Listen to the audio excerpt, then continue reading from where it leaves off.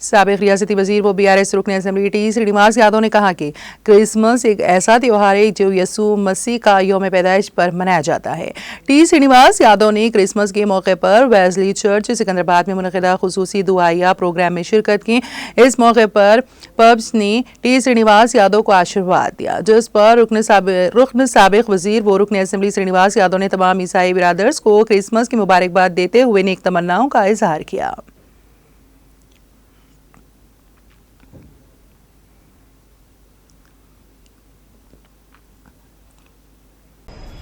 మొత్తం ఆ దేశమంతా ప్రపంచమంతా కూడా హాలిడే మూడ్లో ఉండటమే కాకుండా మరి యేసుక్రీస్తుని ప్రార్థన చేసుకోవడం అనేది సర్వసాధారణంగా ప్రపంచవ్యాప్తంగా జరుగుతుంది.